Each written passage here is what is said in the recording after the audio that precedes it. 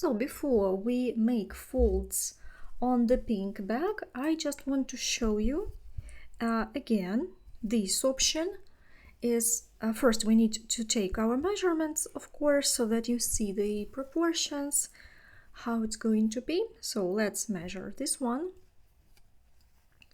I measure the width of the top part of the bag, 65 centimeters approximately, and then this part in the middle is about 7 centimeters,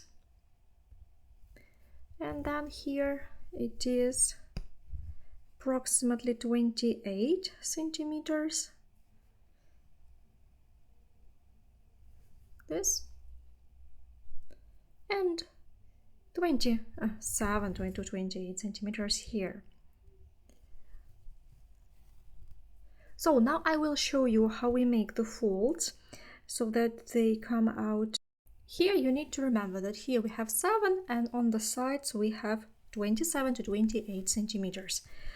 But you will have your piece and you might have slightly different width, slightly different size. Maybe it will differ a little bit from mine.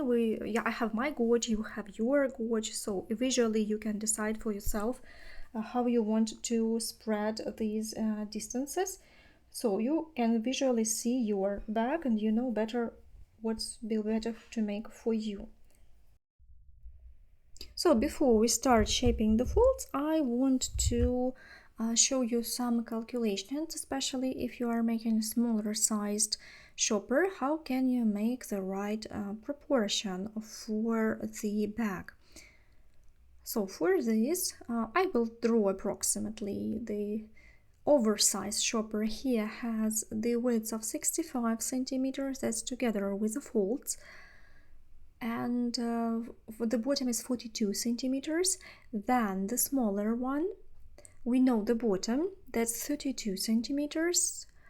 So now we need to find the upper, this one. We don't know how much we need to have here. So this we need to calculate according to the proportion. That makes that 65 centimeters, which have a 42 centimeters bottom.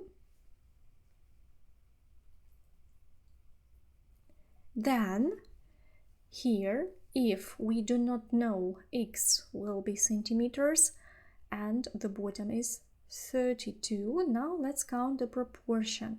Proportion of it will be the following.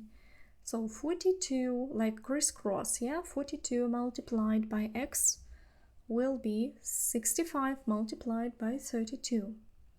Then x will be 65 multiplied by 32 and divided by 42. And I have already calculated it. It is 49 centimeters, approximately 50 centimeters. It is, maybe even 51 will be the width that will be okay for a smaller sized shopper bag.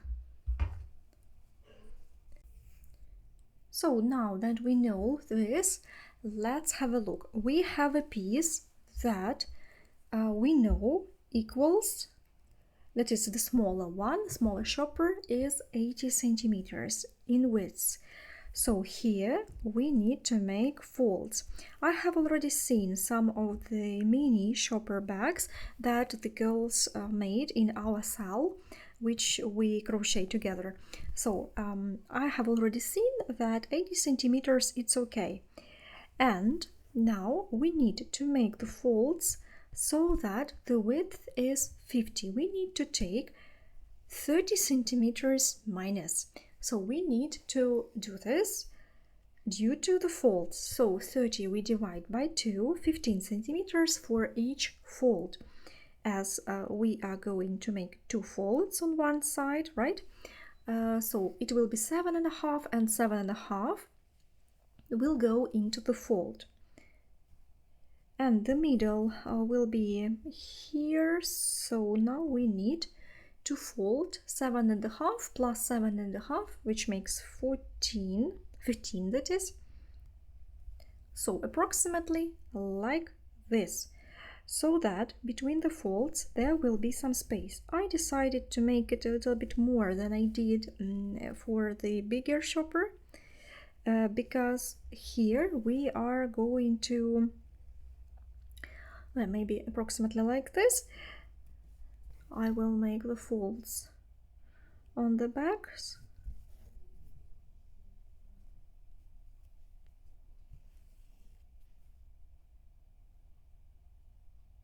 So now you see I'm not going to make it precise, just approximately. So 50 will be here. Like this, we need to fold the piece. So why I did it this way? First of all, because here, according to the folds, we'll be sewing the handles, so we need enough space for the handles.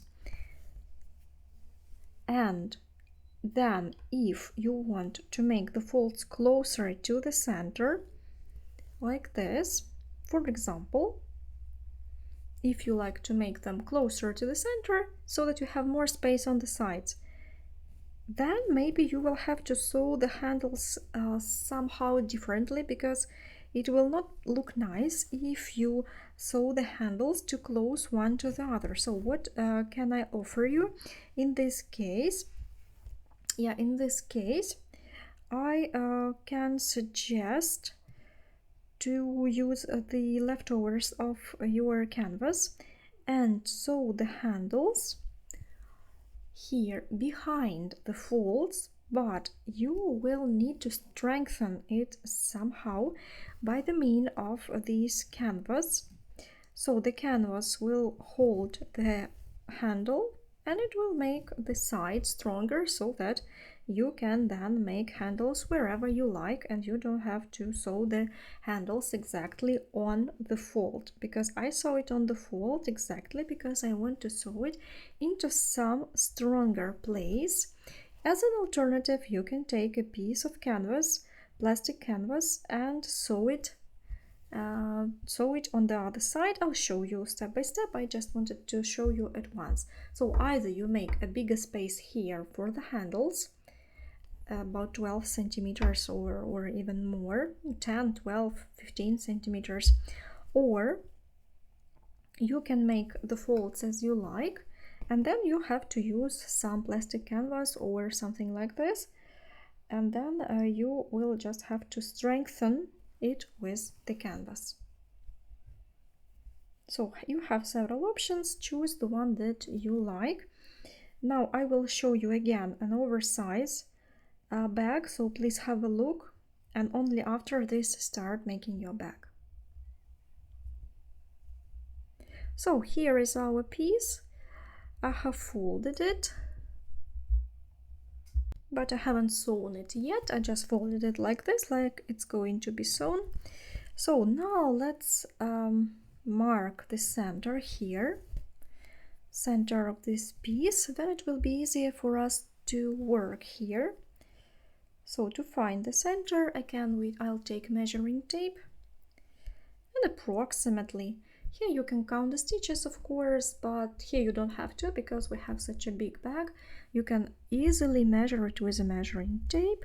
I have 110 centimeters, so 55 will be the middle, and so I'll mark it. Yeah, 55 centimeters. So here I will make a mark. It means that here will be 7.5 and 7.5, and like this we are going to shape the folds here. So you can now make the folds, measure it, but remember that here you need to have 28 on the sides. So if you have different size of the bag, you can make your own proportion. You can make it wider or you can make it narrower, so it's up to you. Just make sure that you have to sew the handle, so you need to leave some space here, about 10 centimeters for the handle. That's why here you have to bear in mind that you're going to sew the handles there. Now I'll have a look whether I have 28 centimeters, bearing in mind that I need to leave 10 centimeters for the handle. So for example, I have made a fold. Here I have approximately, you can measure it. It will be 3, 4 from the center to the fold. So now I'll measure it. So here this fold has 10 to 12 centimeters here and here. It is a big size bag, yeah? And this one, a big one, is 26. So I'll leave it like this, and maybe this one will look better with 26, not 28, yeah? Because I was counting the edge, and the edges will be hidden. So to fix it in place, you have the fold, each has 10 centimeters, so just take some crocheting hook or something, pierce it through like this so that you hold it in place. Likewise, you need to do here, you need to measure, first of all, shape the fold that has the same distance from the marker, from the center, so that it is more or less the same. And the width of the fold itself is also the same as it was on the other side, 10 to 11 centimeters. Here you might have your own measurements here, yeah, you might have slightly different numbers here because you might have your own size of the bag. Just bear in mind that you need enough space for the handle. So here you need to have enough space. This one, I mean, where you have 3 layers, right? And likewise, pin it in place with something.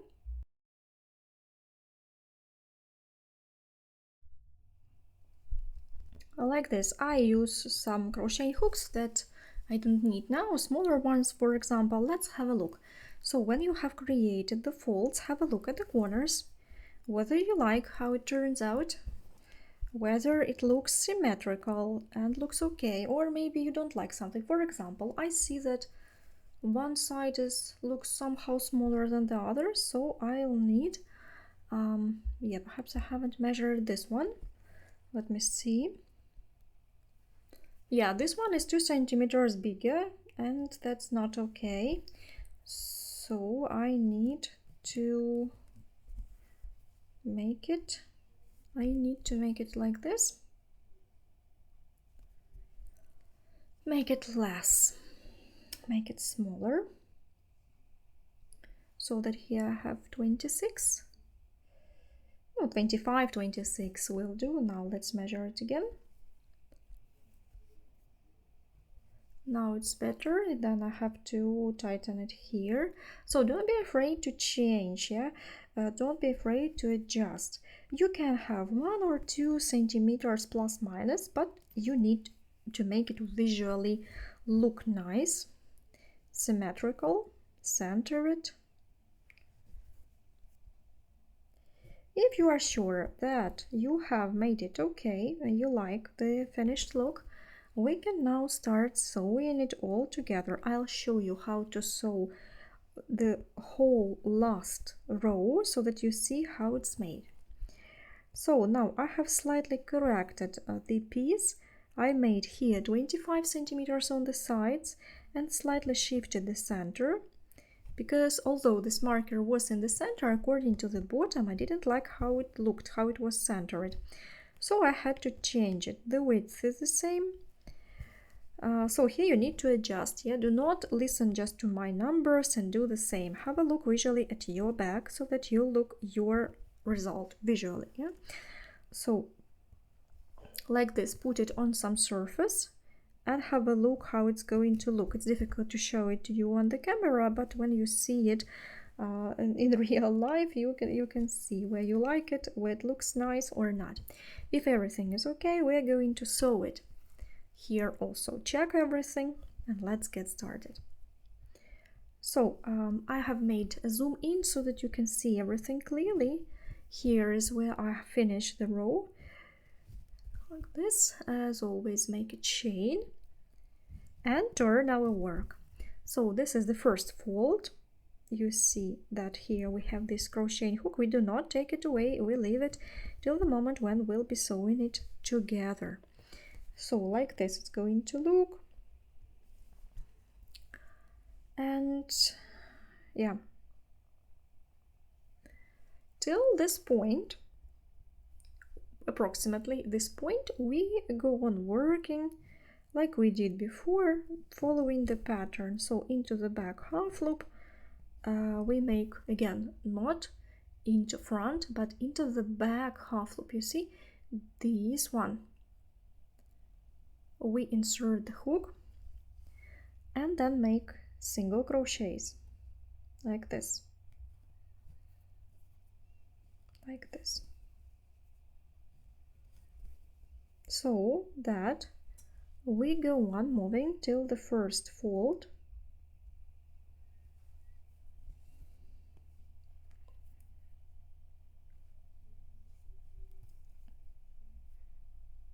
Here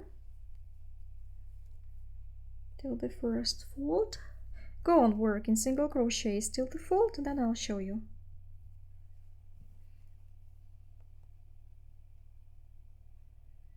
So like this we have reached the first fold. As you see, do not tighten anything, just as you see the fold starts here. So approximately at this level we will start sewing it through. So I will also make, no, the second stitch will already be sewing through. Yeah, so you see where it starts visually. Here you start making this stitch. You can just pierce it through any half loops right on the edge, but here on the front you have to pierce it through the same back half loop, the same you did before. Yeah, so that the front part or the front of the bag will look all the same, no matter whether you are sewing it through one layer or through 3 layers. It will be the same, so we need to follow the same pattern. So we insert it into the back half loop of that front braid. So pierce it through all 3 layers, all 3, and make a single crochet. So here you're going on making single crochets, but now you pierce through 3 layers. Now find the next braid here. Yeah, let's have a look here. First the second, and then the next one here, the back half loop. Pull your working thread and make a single crochet, and again under this braid, under the second one here, don't forget them, 1 and the second and the third, don't skip them.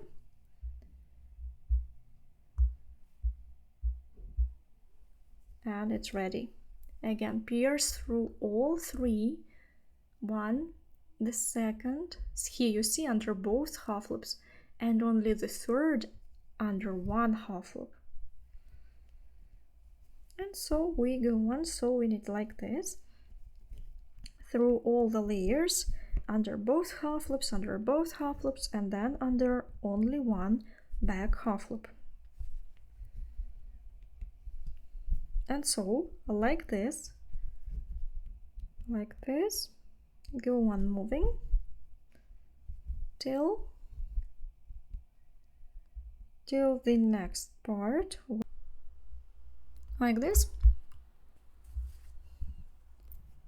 And here only into the back half loop.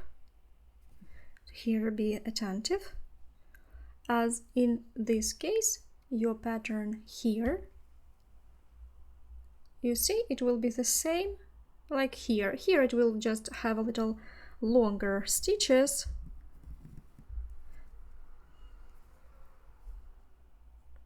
You can also tighten them, make them like all the same, all the other stitches. I don't do this. And so like this we go on moving till this point. Go on working on your own, and then I'll show you what we do next. So here we have already sewn it together. Now we have to sew this fold on this side.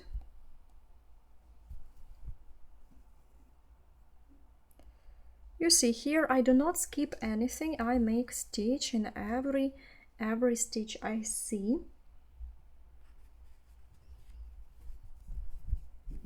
Like this. Then here we have a fold, so I just make a stitch into the next one. Here I also am looking for some loop so that I can attach it into the loop and into the back loop. Here on the front part and back. And then you go on working likewise. Here we have this piece when we have a fold.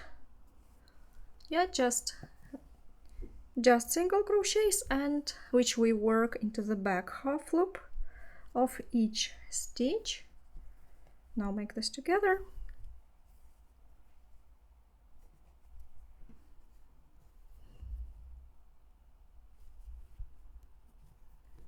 Here it would be into the front half loop. And so like this. And go on working. Just be careful, attentive where there is the fold. Start sewing it all together with the fold. Do not skip the fold. Like this.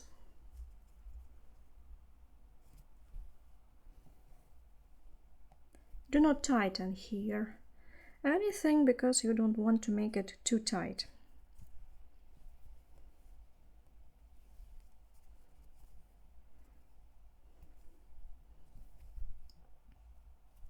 And the next one, starting with the next stitch, I'll be already sewing it together.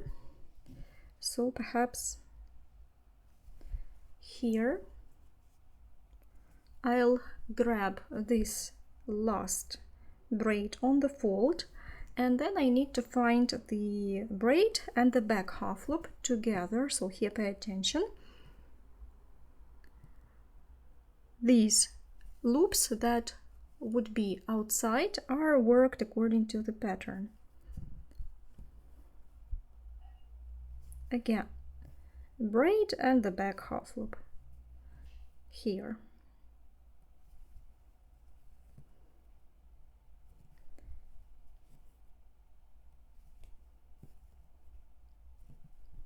Again, a braid and a half loop.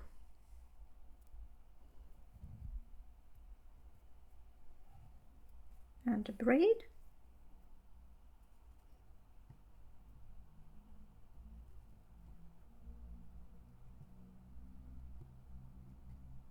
braid and a half loop.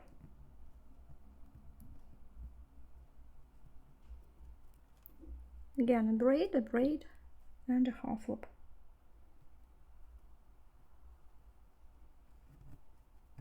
And like this, go on working in this direction, and then I'll show you how we do this fold, and then a little bit at the end. I'll also show you how we work this row till the end, especially if you are a newbie. Go on working, and we'll meet at the end. So I have almost finished sewing this fold. Wanted to show you how it looks on the wrong side, by the way. Here, when it is sewn together. And now let's finish together. Find this braid. Here. Again, one more braid and a back half loop.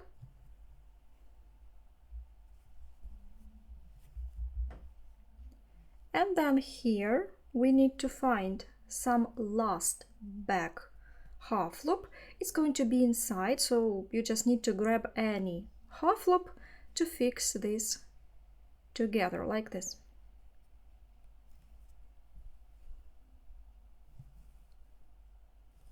Like this, just to keep the pattern right. And that's it. And then we just go on working till the end with single crochets.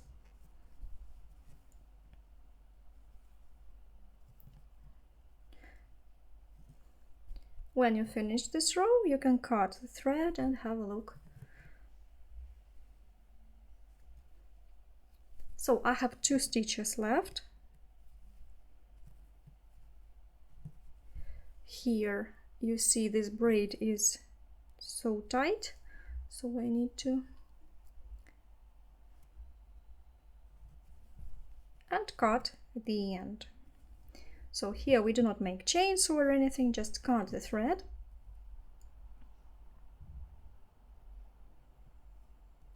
I will hide the free ends later. So here is our knitted base, knitted bag, and that's what we have at this moment. So this is it's difficult for me to show it you on the camera because it's so big. So have a look at the seam that you have just made if you are satisfied. If everything is okay, then we start sewing the second part. You can use this free end, the last free end. You can leave it, because when we will be sewing our bag, when we'll be sewing the sides, we will be gluing all these free ends. Last free ends on top you can leave, because maybe you would like to change the fold, then you'll be able to undo it and to change it. So I hope that you will not have to redo anything, but it's knitting, and here you have to be ready to undo something and do it again. So if you are sure that you're not going to remake it, then you can hide the free ends. And the second side we do exactly like this one. So I already have folds on both sides of the bag. Here how they look. So let's measure the circumference, let's measure the size. So here you measure your bag as well, because yeah, your size of the bag might be a little bit different because you have your own gauge, density of work, and so on. So I have about 62 centimeters, and I will also have sides. So in total it will be 2-3 centimeters less than the previous bag that I have made. So now we will start hiding the free ends, and then we will be sewing the sides, I think so. So I will show you several examples how you do it, and then you can do it yourself. Hide all the free ends and start sewing the sides. Now I want to show you as example. Here I have several colors. So you take 2 free ends of the same color. First I will hide them behind this stitch, both free ends, maybe even 3. Here I see that I have 3 together, so I can take 3 free ends of the same color together. Usually I tie these free ends, for example I'll take 2 and 1 and make a knot. It seems to me that this way makes it very strong, because we are going to hide them later, but just to secure this we can make a knot.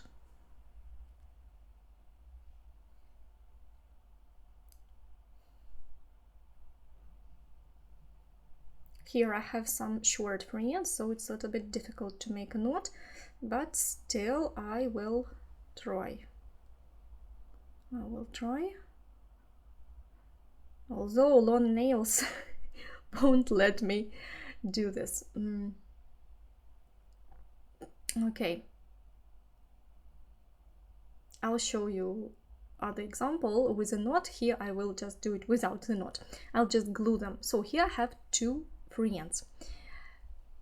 They come from different stitches. This I have pulled slightly longer, and then I make a knot between these two.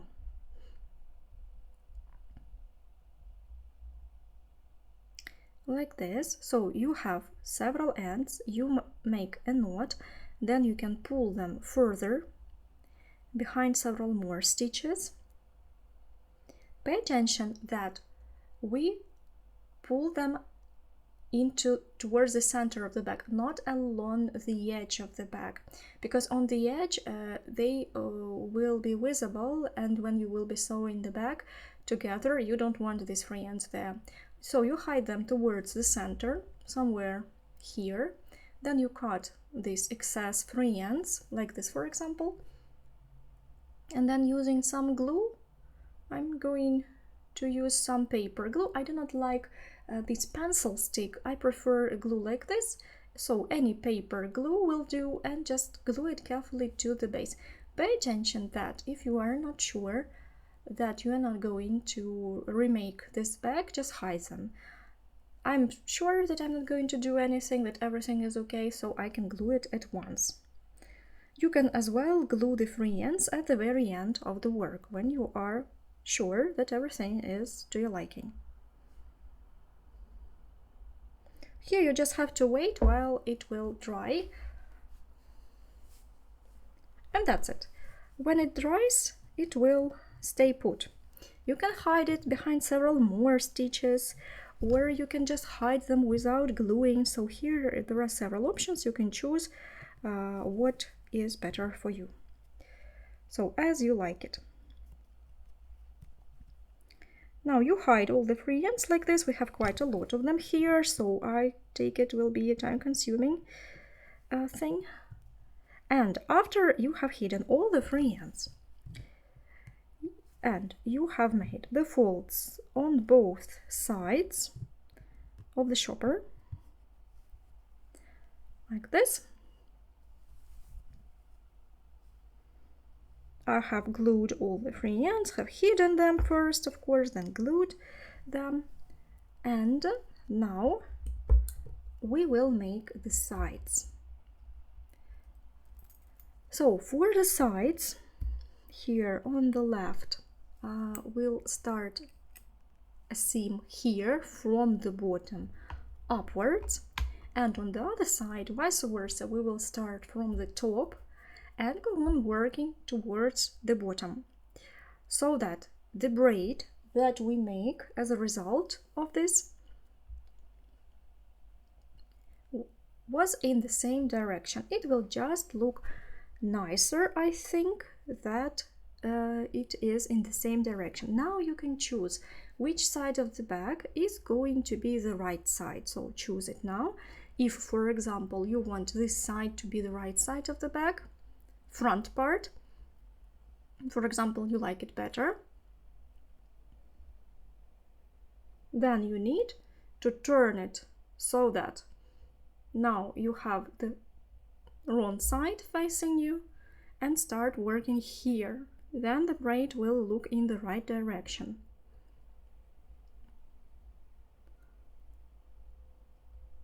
And then you will go on working here from top towards the bottom. So pay attention that now you have to turn the bag with its wrong side and start sewing the sides. So like this, I have turned the bag so that the wrong side is now facing me, and I'm starting to sew it from the bottom. I'm going to work with crocheting hook. Here we will not have any specific pattern. Here we just need to use the main principle so that the stitches on one side and on the other side are matching each other, so the repeats of stitches are matching each other. That is important, and all the rest is up to you. How do you prefer to sew it? Which stitches you are going to use for sewing, it's not so important. Here as well, if you have several colors, you need to change the color, but it's optional. If you have some colors that are alike, you can use just one thread for sewing, but if you have such contrastive colors, you'd better use several colors for sewing it. So I insert the hook into the first stitch here. On one side here we have a double crochet, and on the other we have chains, so you see we have different stitches on both sides.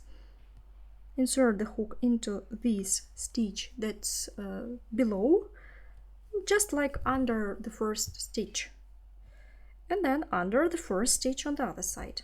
Here it's easy. So you grab this thread.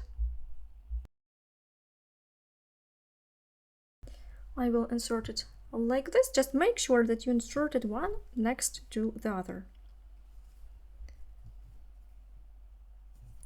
The free end we will hide later, so leave it for the time being. We will glue it like we have all the other free ends. So now you have made 1, 2, just tighten this free end,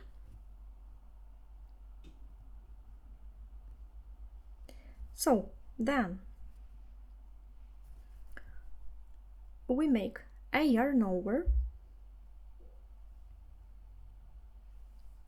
I'll show you a close-up so that you can see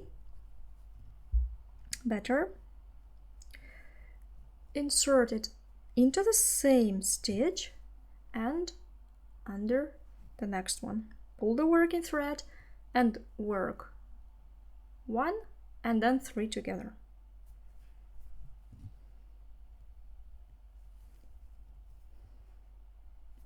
So for me that's enough. I think I will move to the next stitch. So now I have this hole from joining of the stitches. I'll insert the hook here and to the place that's straight opposite it on the other side, like this.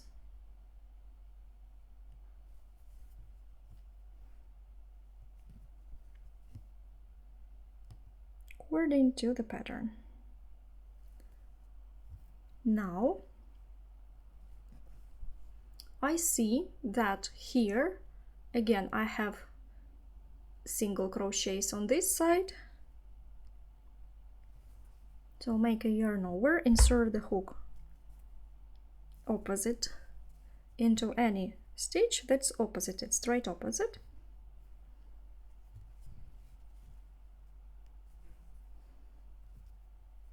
and make the stitch.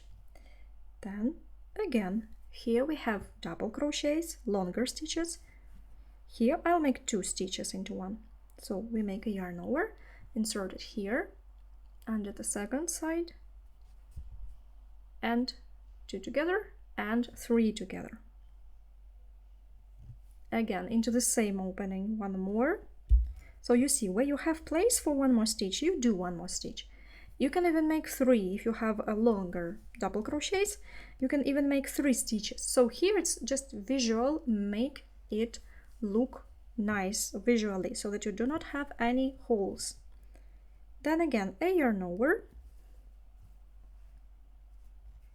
and here between the 2 rows insert the hook likewise.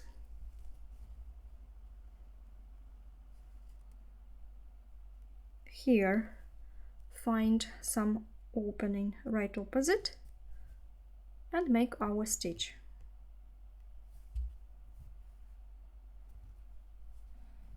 Then again find a single crochet and some opening right opposite this single crochet.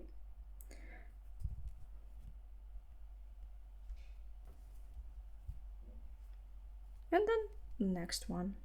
And so, like this, we're going to sew all the sides. Pay attention that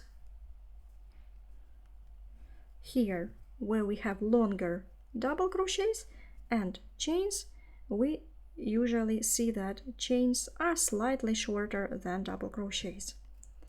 So, but it doesn't matter. Here you just have to make it visually okay. So you visually see where you need to insert the hook to make a stitch one opposite the other.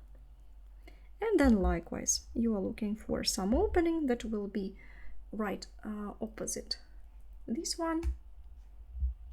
So here the most important thing is to make your stitches parallel on both sides. And like this, you go on working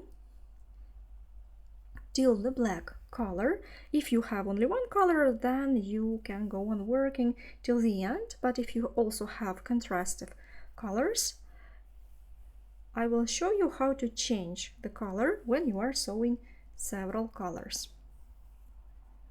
Then I'll show you how to start the second side, and then you can go on working on your own. So I have made it almost till the black color, and now I want you to pay attention that this pattern, all these stitches that we have just made, they have a little tilt downwards. So if you work with one thread, you will not notice it. But now when you have to add the second color, it will be noticeable. So what we can do in this case? In this case, I will just finish the last one in pink color.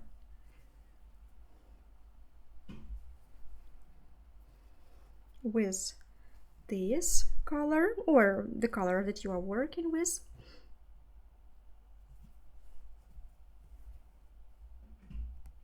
And also you need to make one more stitch here with a black color,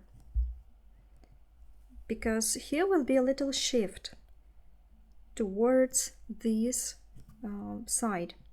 I have already tried working without the shift, and if we just make stitches one opposite the other, on this side the pattern will go like tilted downwards, and on the other side it will be tilted upwards, so this will not look nice. That's why I have found one way to avoid this and to make it look better. So this is only for those of you who are using two contrastive colors. Here you have to bear this in mind. So I make it in pink color. One.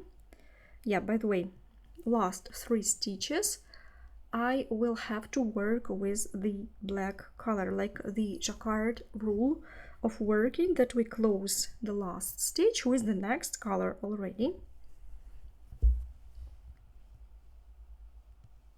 Then I will cut the pink one and I will tie together pink and black threads. Now when I have already made the loop, now I know how much I can tie, like this. And then with this black loop already on the hook, I will hold these 3 ends along the edge so that I can hide them at the same time as I go on working. They will be absolutely invisible in this case. So make a yarn over and go on working the same. Here on the black field, don't worry exactly where you insert the hook, because it won't be visible in this color at all. Just make black opposite black stitches. Then here you can make a shift 1 stitch more than you usually do. I just think it will look nicer here.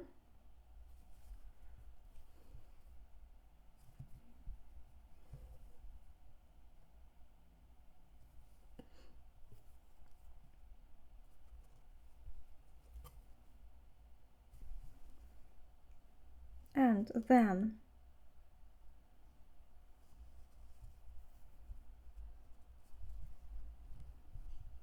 now let's have a look. How do we make the transition back to pink color?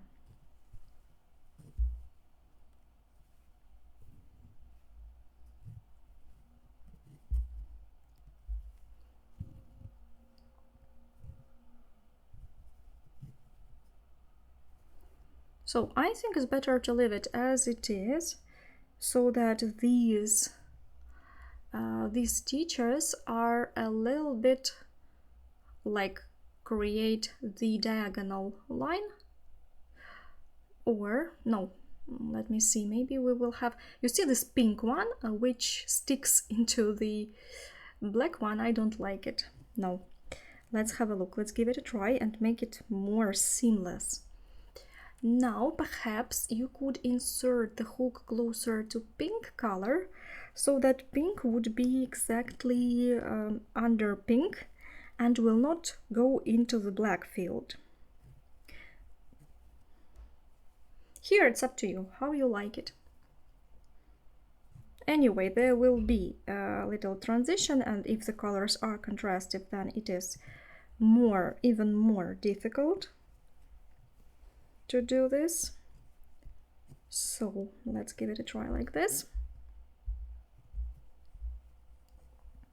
And then again, I'll hide it here, make a yarn over this. Let me see how it will look. These 3 ends we will hide later, glue them, it will be okay. But here we need to make it look nice somehow. So here you have to visually decide what's good for you, how it will look better in your case. Here we'll make a transition to pink. So let me see whether this looks better now. Yeah, I think it does, but I still have this jog at the beginning, yeah, you know what I mean. So let's go on working with the pink and see how it will look when we'll make the next transition. If you do not like this jog, you can try just making one stitch earlier, make the black, so start the black color a little one stitch earlier. Yeah, by the way, it's a good idea. Let me try it. Actually, that is a good idea.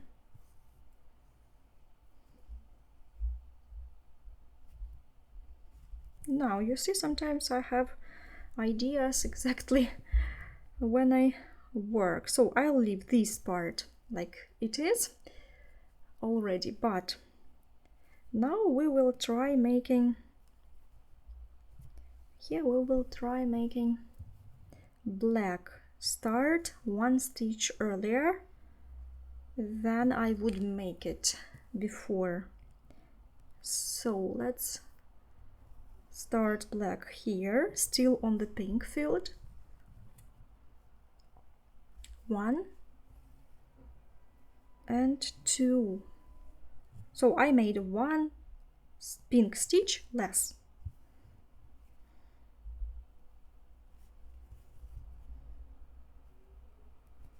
So here it would be a little bit creative, yeah, so you'll have to see where you have to start the next color, so that you do not have this jog and you do not have this problem. So let's give it a try like this. Now we work with black.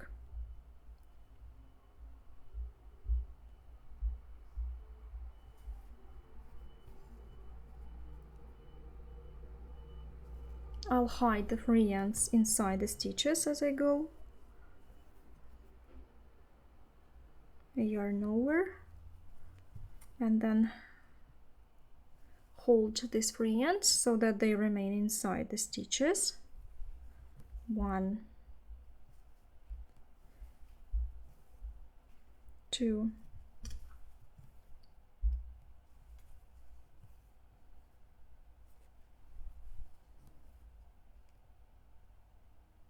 3, 4, like this. Not missing. So I'll try one more stitch in black and then make a transition to pink.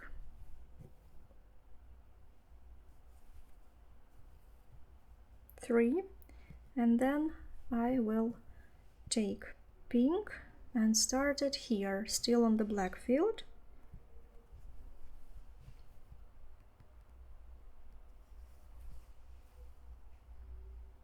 Tie the ends together.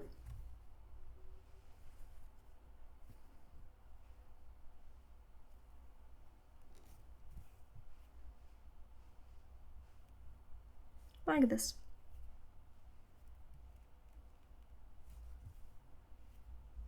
We will continue with pink and we will see how it will look this way.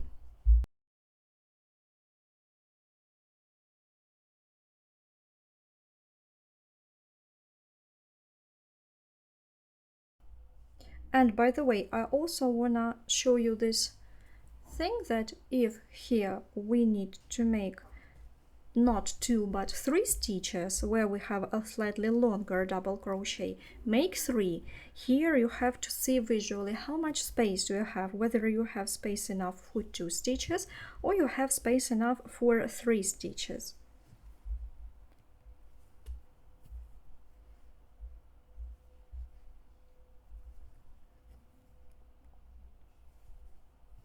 So let's have a look. What do we have here?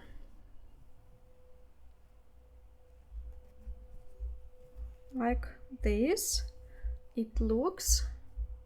So we get a slightly wavy line at the end. Maybe you will find a way to make it straighter, but the main principle is try making the change of the color one step before this color starts on the base, then perhaps it will help you to even out this line. But if you are okay with this, you can as well make it this way. I'll think what else we can do to straighten this line where we have a jog. So go on work until the end of the size like this. Here we will finish together and start a new side together.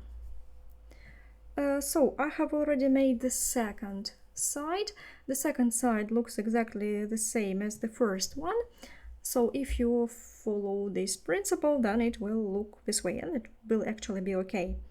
So I think that when the back will be ready, it will not be so noticeable if you have one stitch here more or less in one color or in the other color. On the other side, I will show you how I have dealt with this situation, because they will have tilt into a different direction.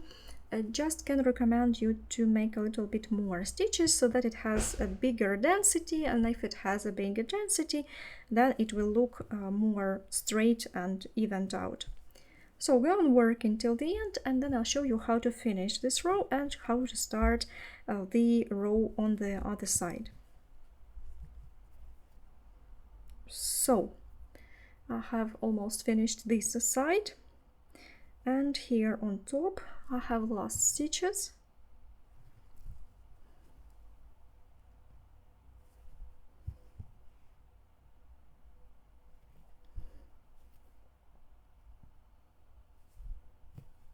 Also visually evaluate whether you like how it comes out. And the last stitch we make under this braid on the top of the back, right under this braid, the last one that is. And then here you can make 2 stitches as well. I think that we have enough space for 2 stitches, so we can make them. And again here I will also make a stitch, just to make it nice.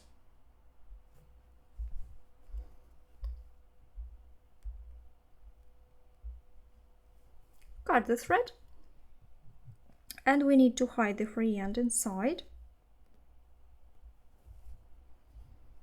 So I'll pull it like this through the stitches, and then inside here, and then hide it like this.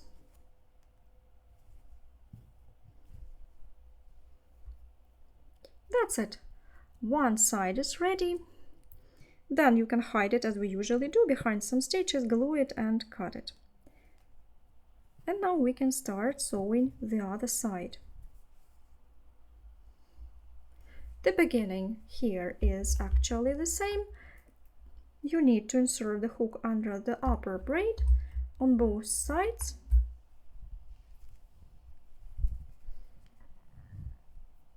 Pull the raffia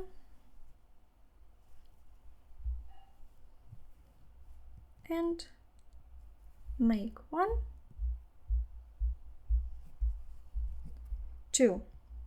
Then yarn over and into the same opening, make according to the pattern. And then we join as we have joined the edge before this, just in different direction. So here we are working from upper edge downwards. Main thing here is to match the repeats, the patterns on both sides. Go on working till the change of color, and I'll show you how to make change of color here. And then you will be able to go on working till the end on your own.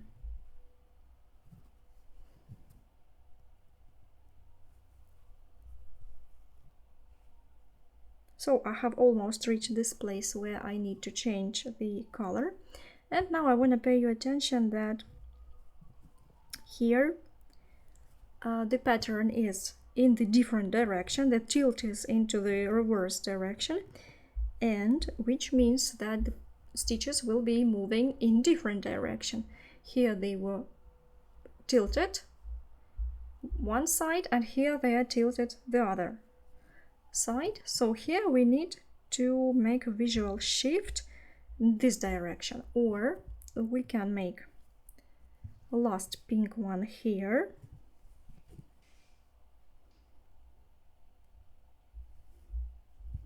and here I recommend you to make more stitches than you normally do, so that they kind of push the black stitches towards that side. And maybe I'll add even more, one more. And now I will make here, right at the edge of pink, just to make extra pink stitch and make it push the black stitches away, make them not so tilted. Got it?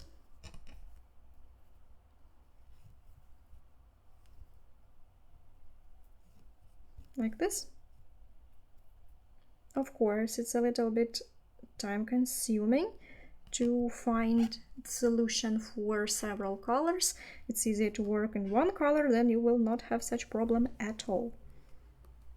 So if you do not like it, you can just make the trimming sewing of the side in one color, and that's it. And you decide for yourself how you prefer to make it. Here I have made a big shift. If you don't like such a big shift, you can make it smaller pour this in the same opening, make the black into the same opening where pink was. Yeah, in this case. Okay, let's give it a try, how this is going to look. So make more stitches, make several stitches of different color in one opening, just to make this transition seamless, more seamless, or as seamless as you can, at least.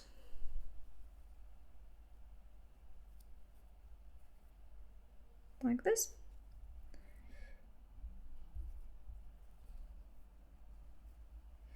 And maybe one more, I would make one more here.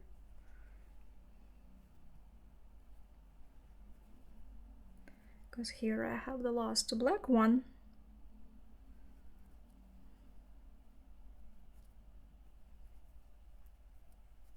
And before you cut the thread, just have a look whether it is okay or whether you want to remake it, whether you like how it looks. Actually, I don't like it. So you see, perhaps I'll undo one stitch, and then I will make in the same opening one more. I'll just make it, but make it into the same opening instead of the next stitch. Here. And here I will already start with pink.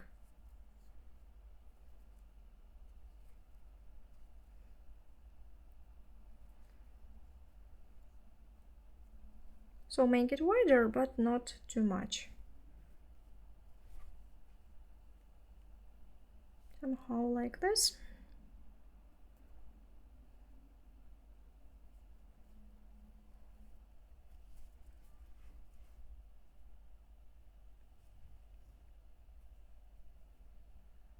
Have joined it and continue. And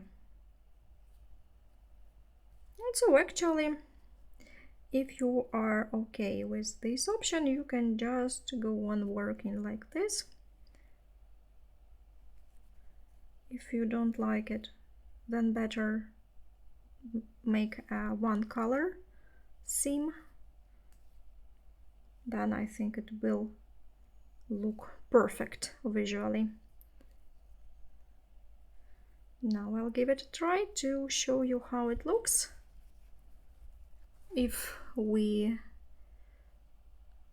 look at the right side and the left side, here I think that's comparatively not bad, not bad. A slight shift here, but in this case it's not very important, so we cannot do without it. So here we will finish together, hide the free end, and then we'll start making the handles. So I have finished the edge almost.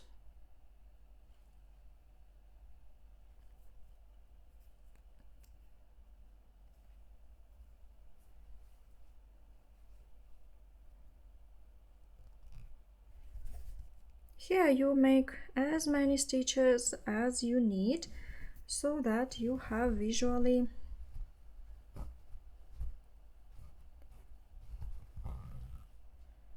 to make it 4 like this, and cut the thread, and likewise then hide it first into this half loop, hide this thread, and then I'll also insert the hook inside to pull it like this, for example. And here you can already make it this way so that it's not tightened too much.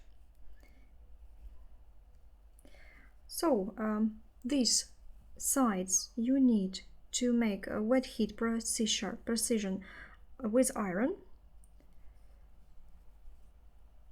steam and iron. or use a steam generator, and then you can go to making the handles, and then we'll have to make the handles and the lining. Wanted to show you how it looks when I have already pressed it with iron, a steam iron, and I have already hidden all the free ends. Haven't made the handles yet, but nevertheless. So now we will start making the handles, which we are going to sew here where the folds were. So let's start with the pattern for the handles. I want to remind you that in this shopper it has two colors. I made 8 centimeters of black, and then with the next color, and finished also 8 centimeters with black. Here you can use different options in one color, in different colors, so it's up to you. But in pink shopper I'm going to make black handles. So I'll show you as an example on the light color of raffia, because on light color you can easily see it on camera, of course, and then I'll tell you everything we need to make the handles. Then we'll sew the handles and sew them to the back, but first we need to make 2 pieces. And one more thing about the handles: these handles are 72 centimeters. I think that 72 is quite long one. You can make shorter handles, maybe 4 centimeters shorter for sure, maybe even 5 centimeters shorter. So this time I'll try to make 68 centimeters handles, something like this, and we will have a look. So I will be making handles with black raffia, but it will be easier for you to see it with white, so I'll show now how we start making the handle. So we'll need to cast on 8 chains. I leave the free end of the raffia here, cross it, working thread goes from the skein, insert the hook from below, tighten the first 0 stitch, which we do not count. And now we need to cast on 8 stitches. Do not make them too long, make them rather shorter. 1, 2, 3, 4, 5, 6, 7, 8, and 1 additional lifting chain to start a new row. Count them again, check it. 1, 2, 3, 4, 5, 6, 7, 8, 9. The loop on the hook we do not count. So then this braid that's looking towards us, we turn it to the wrong side so that we now see these wrong sides of the braids. And the first one that's here, first one, we skip. We insert the hook in the next one here. If I turn it like this, it is a braid. If I turn it back, it's the back side of the braid. And make a single crochet. Then the next here, so that you can see it on the camera, so you can check it easily, and a single crochet. Here you don't have to tighten it too much. Insert the hook in the next, pull it, and make a single crochet. Again, insert it here, pull it, and a single crochet. Insert and make a single crochet. If you have skipped something, turn the braid and have a look, and then you will see where you will have to make the next stitch, where the next braid is, you will have 8 single crochets.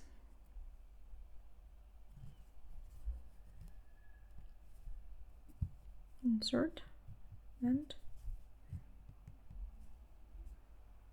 the last stitch.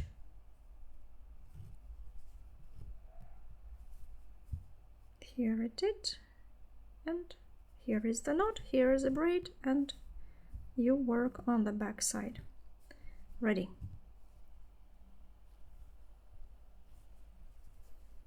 So you will get 8 single crochets. Count them, starting with this braid. 1, 2, 3, 4, 5, 6, 7, 8. The one on the hook we do not count. Make a lifting chain and turn a work. Now the pattern. So we have turned our work like this. To work the pattern, we need to have a look at the first braid here. This one we do not count, from which the loop on the hook comes. We do not count it, we skip it. We insert the hook into the next one, under this half loop. So if you turn it like this, you see it's back half loop, and into this insert the hook, and also insert it into the half loop that we have on the lower row from these braids which we were casting on.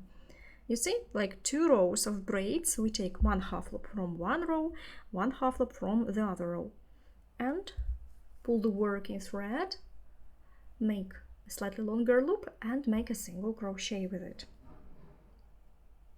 Then again, the next one, insert, and one more. Insert. In the next one, one on this side, one on that side, and so you continue. Taking these half loops from 2 rows, one opposite the other. And again, the next one, here, and one opposite, here.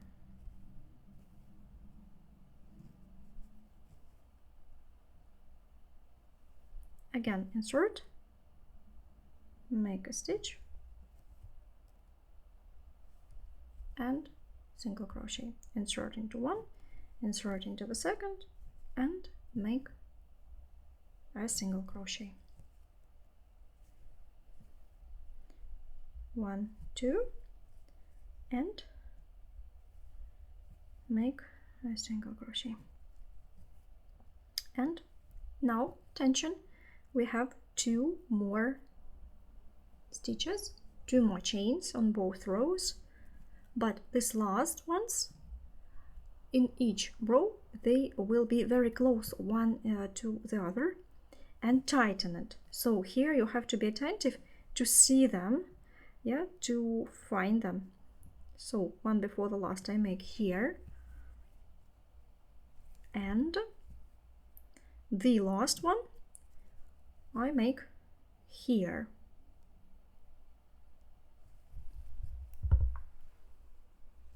So that, again, what this is, and this one, this and these ones, do not skip them. It's slightly difficult to see them, but do not skip them. They are the last stitches, and make a stitch. So if you count here on top, you will get 8 stitches. If you have less, you have skipped something. 1, 2, 3, 4, 5, 6, 7, 8. So check it. Don't count the one on the hook. Make a lifting chain, turn your work like this. Now we will be turning it like this and making stitches into half loops from 2 different rows, this one and this one, like this. You kind of turn it, place it horizontally, and then you will see that Don't forget, we skip the first one, which is on the hook, and start with the next one. Here, 1 half loop on upper edge, 1 half loop on lower edge. The next one, 1 here and 1 there, and a single crochet. The next one, 1 on top, 1 below, and a single crochet.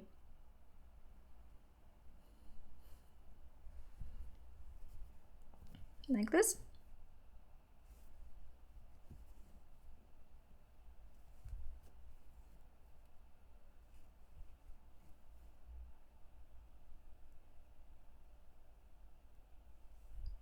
One, two, three.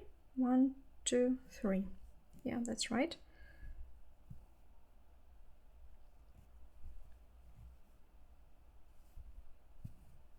So here you control, especially if you have never worked with this pattern, you have to control the amount of stitches, not skip anything.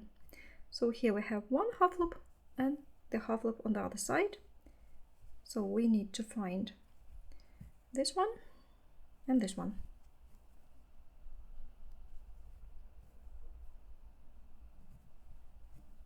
Again, check and count them again. Lifting chain, turn your work, and again, place it horizontally, find upper edge, lower edge, and make stitches likewise. And that's how you're going to work the handle using this pattern.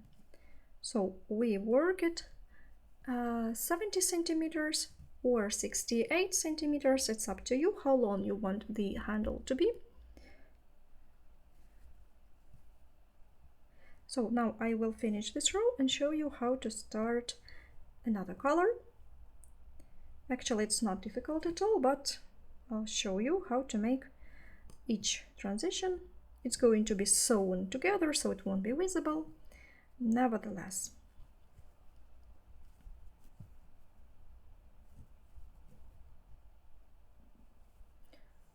and so this loop is tightened like this, and look for it here.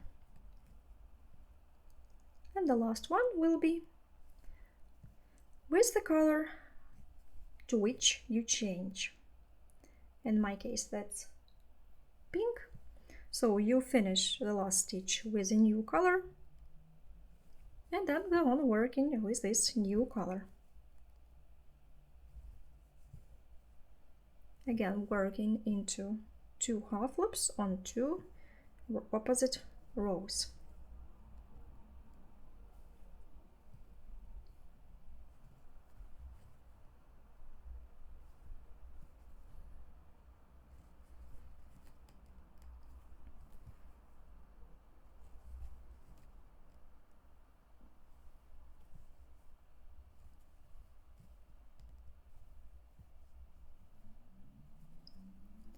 So here all this will be turned inside and sewn, so it will not be visible.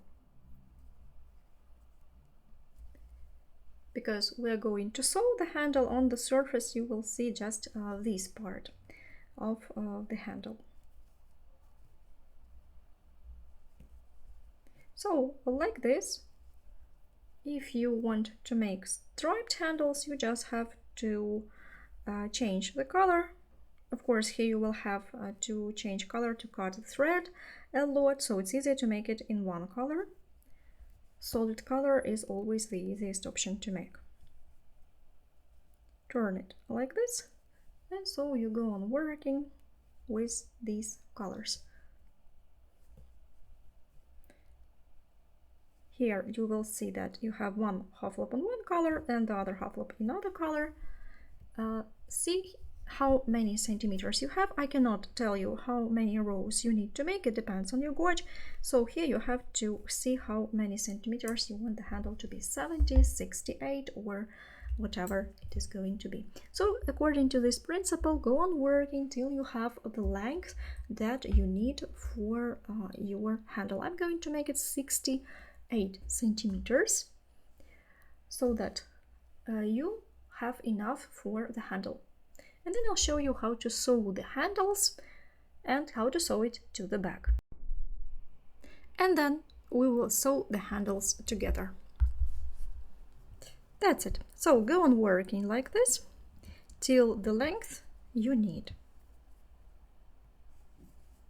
So one handle is ready and I have already sewn it. That's how it's going to look. Here I have made it 68 centimeters.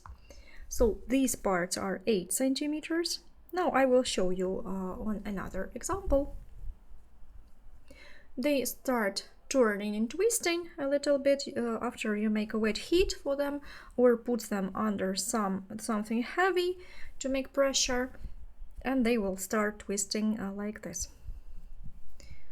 So here I have almost made 68 centimeters. I wanted to show you this moment when I finish working. So here you will work in the length that you need, and then you just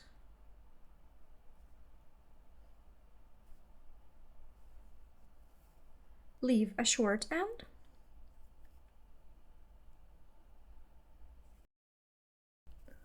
width is 5 to 5.5 centimeters. Yeah, 5 centimeters, 2 millimeters to be precise. You will have your width, of course, because again your gauge might be slightly different. Now these three ends we need to hide. On one side we have this look, repetition of these rows of this pattern. This is going to be our right side. On the other side we have slightly different. So now find the wrong side, and you need to pull the free end to the wrong side first along the first row or a little bit further. If you're going to glue it, I recommend you to pull it a little bit further because you don't want to have glue on the edge.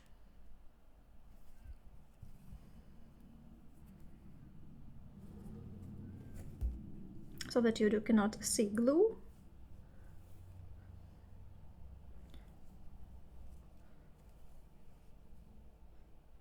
Maybe I will not glue it, I'll just hide it. It's also a good option. So then you can cut it. On the other side, also I have decided that this is going to be the wrong side. So this is going to be the wrong side. I also need to hide this free end on the wrong side.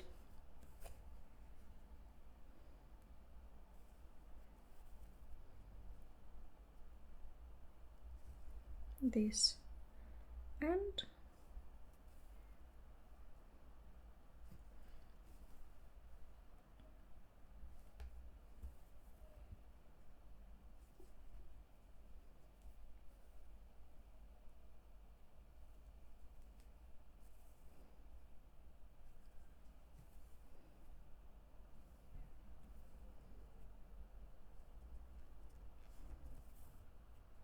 And cut it.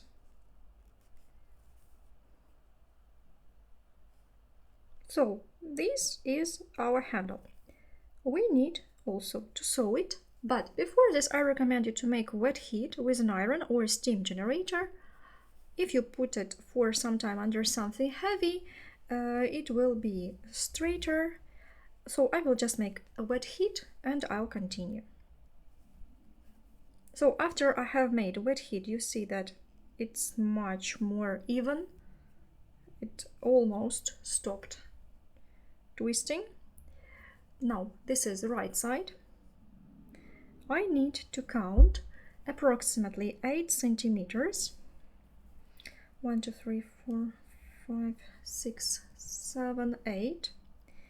8 rows. Let's give it a try. There I made 8 rows, and here 1, 2, 3, 4, 5, 6, 7, 8, perhaps 2 more rows. If you count 8 rows, it makes 9 centimeters. So here it's up to you. You can either make it 8 centimeters or 9 centimeters. I'll make 9 centimeters plus 2 rows more. So if you count the rows, then we count them like this. starting from this one. 1, 2, 3, 4, 5, 6, 7, 8, 9, 10. I'll count 10 rows. So I will have 8 rows that will be sewn, and 2 rows will be just like transition from one to the other, transition to the handle. That's why here on the sides I will insert the markers to mark these 10 rows.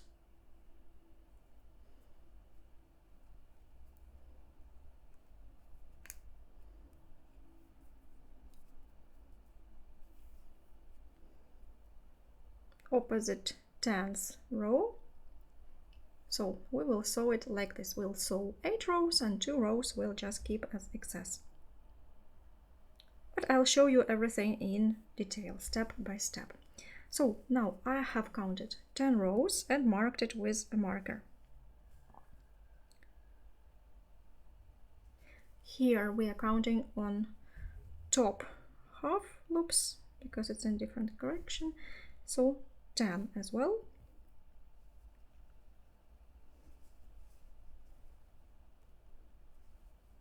Mark it like this. Then we take a darning needle and raffia in matching color. I have about 1.5 meters of raffia. You can use plastic darning needle or metal darning needle, it doesn't matter. So fold the handle double like this, so that this is right side and the wrong side is inside, and here where the markers are, next to the markers, insert the needle into any upper half loops like this. The free end will remain, we'll hide it later. And so like this, by pulling any 2 half loops one next to the other, we go on sewing. Here it's really easy how to sew it. Just do not pierce too much, just 1 half loop here, 1 half loop there, then it will look neat. And make a lot of these stitches, so you do not make big stitches, you try to make smaller stitches and make more stitches.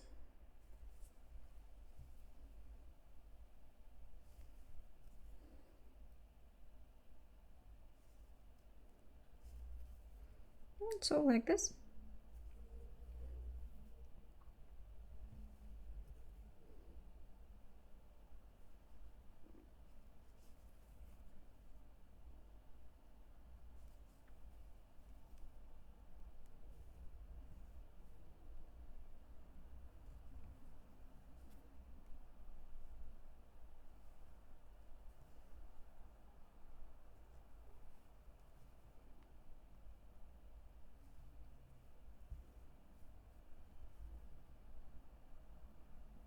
So like this we sew it, and we sew it till the next markers on the other side,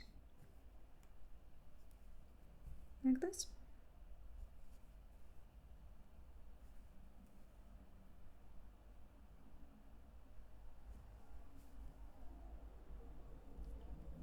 And that's what we'll get. We'll get such a flat piece that we'll use for sewing it to the back, and such a rounded handle. If you were not working too tight, here it will be really easy to sew it. Finding the opposite stitches, I think you already understood the principle. Maybe it's a little bit difficult to show you on black, because on black it's always difficult to see the stitches. But I think that you get the main principle.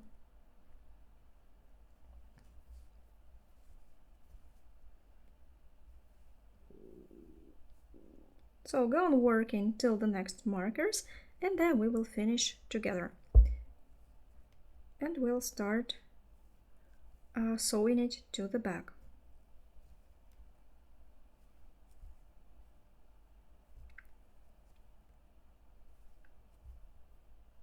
So I have almost finished sewing the handle. Here I had to attach a new skein because the raffia was torn. So here perhaps I will make one more stitch here where the markers are.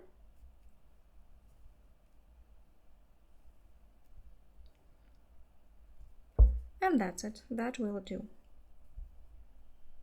Take off the markers.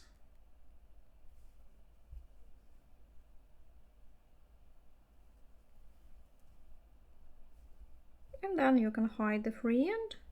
Also glue it as we usually do.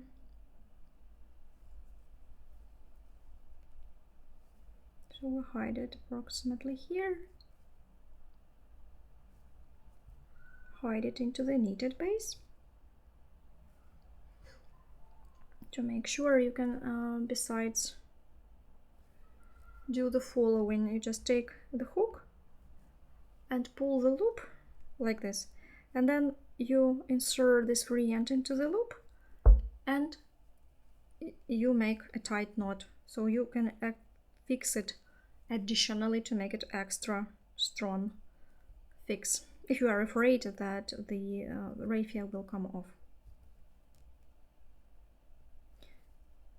I will cut, maybe later I will glue the free ends, maybe not, maybe I'll just leave them like this, hidden inside the handles. So if you had to add raffia, for example, you ran out of raffia or your raffia was torn, at some point you had to add it, you just hide these free ends inside the handle and it will be okay. So on this side likewise, I take off the markers and hide the free end.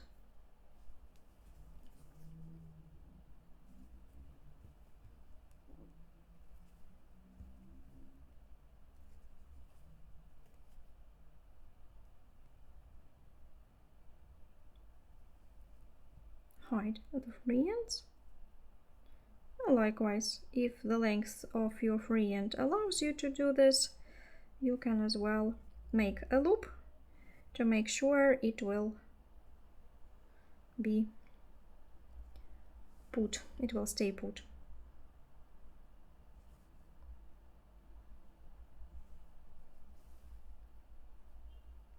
Like this. And you can even hide it behind several stitches, even better.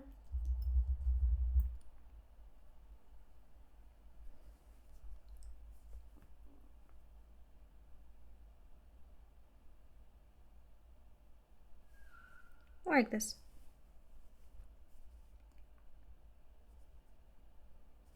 Actually, that's it. Now our handles are ready. This one twists less, as you see, and this one starts twisting somehow. So perhaps I'll have to make one more wet heat or put it under something heavy to press it flat. So we'll start sewing this one. Before I start sewing the handle to the bag, I will show you how to place them, how to find the right place. So here we cannot measure anything because we already have the folds that we have already measured and centered. So along the edge of this fold, here now we can sew the handle as it goes, like this. If it goes like diagonal, so we are going to sew it in the same direction, slightly into the diagonal. So we need to place it so that this rounded part goes up and this flat one is sewn to the back. Here you can make it a little bit lower, higher, it's up to you. I'm going to sew it like this. And here we'll also sew it with darning needle and some raffia with the same stitches. I will just show you a close-up how I sew it, and then we will sew both handles. We have to pierce it all 3 layers so that our handle stays in place and will never come off. And the same you will do for all the handles. So the pieces of the handles, I'll show you one as an example, and then using it as an example you can do all the rest. Now I'll make zoom in and we will sew this handle. So now let's start. I place the handle like this, where this fold is, where I have 3 layers. I'll have to sew it through all 3 layers. And I'll be just sewing it along the edge, along the perimeter. So here I will have to grab some upper half loop. Here, pay attention that we pierce it through all 3 layers, it's important.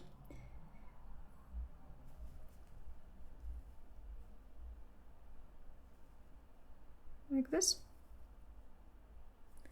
So pierce it through the handle, through these stitches, into each last stitch on the side. Doesn't matter actually how you insert the hook into which stitches, just make it the same stitches. This side, we need to return our needle and also focus on sewing all the layers, all 3 layers. Make sure that you have it flat on the surface, that you do not have 4 folds made somehow. So you pierce it through 3 layers and through the handle, back and forth, and so on.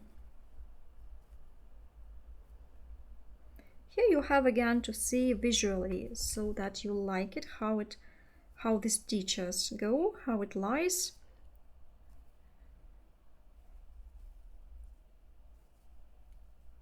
So that the handle will repeat this tilt. So you have this tilt of the fold and the handle just repeats the same tilt. And so like this. We sew it, the more stitches you make, the better, because it will hold stronger.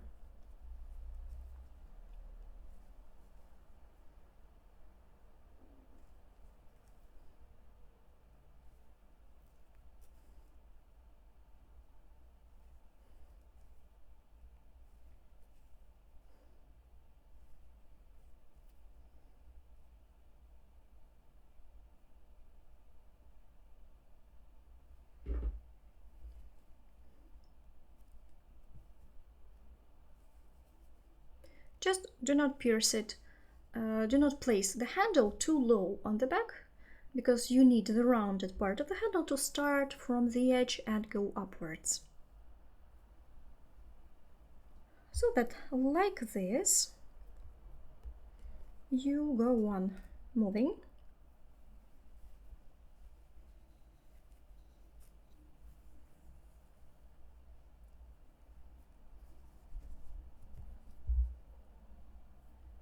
Along the edge of this handle. I think that you already understand the main principle that we have here. So let's make together.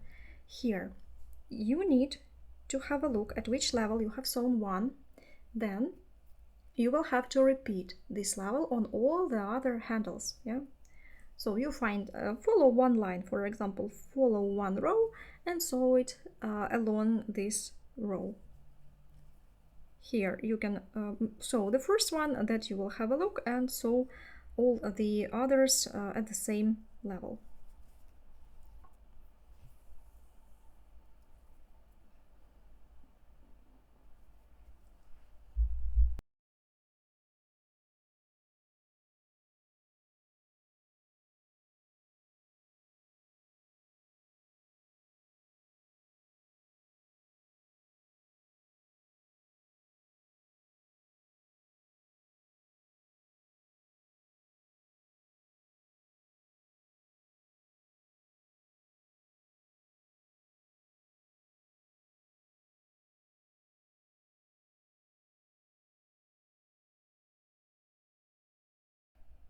So let's work till the corner and then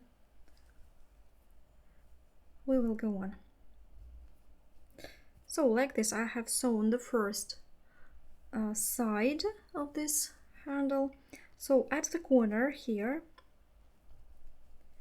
I see that exactly I have 1, 2, 3, 1, 2, 3, 4 rows. So 4 repeats is a place for one handle. So I'll try to sew all the rest the same way. So above this row, so that all the handles look the same, are sewn the same. As we have a very soft knitted base, it's really easy to tighten it somewhere, to stretch it if need be, or anything. It's really flexible. And so like this, I'll now sew this side and then the third side. Here I'm going to sew it along one row into these openings, make sure that I sew it at the same level, and then I will do the same on all the other handles. So follow the same line, the same level for sewing them. And then like this. By the way, here I might as well sew it not in this direction, but along this edge. So that line looks neater. I think it will be easier to sew it like this.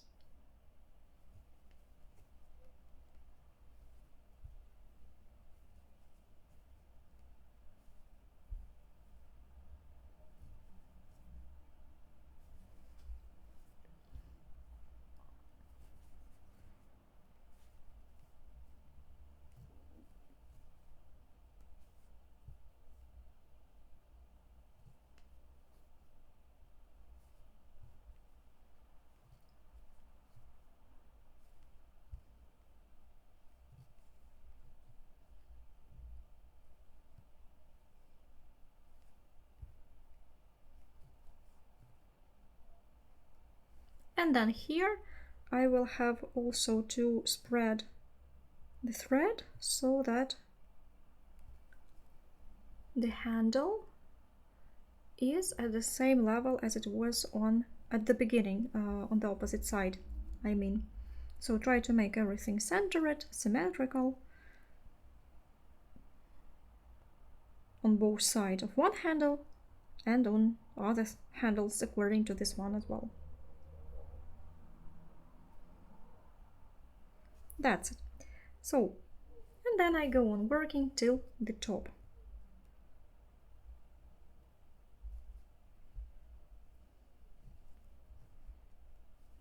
Like this.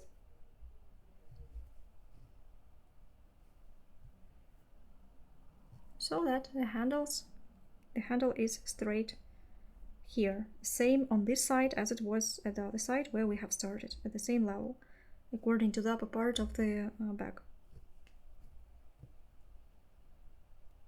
So go on working, and then I'll show you how we finish sewing the handle.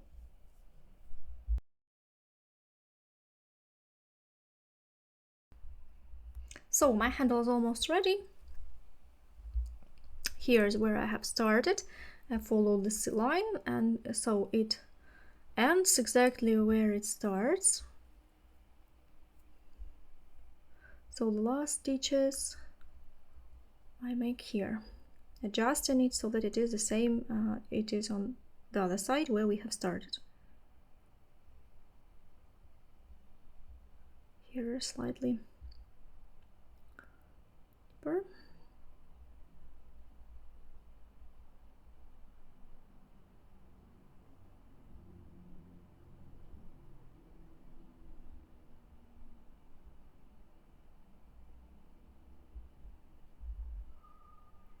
And so here the finishing touches, really. Oh, you see, I have just torn the raffia. That's bad. So I'll have to attach a new one here. Then I'll have to undo a little bit and tie a new one to the one that I already have here.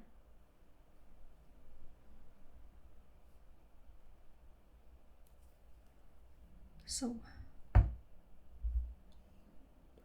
okay, I'll have to undo it a little bit, and then I take what is left here and just tie a new raffia to this one.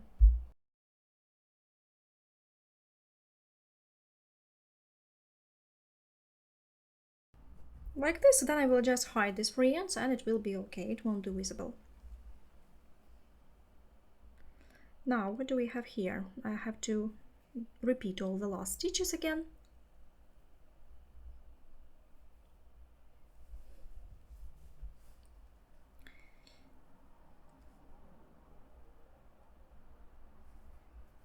So again, these free ends I will hide. Then, so here gently follow this line to sew the upper part.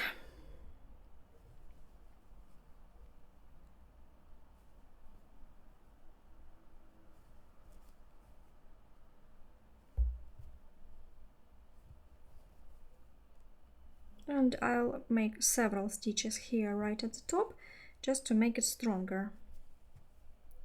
Here several times in one place.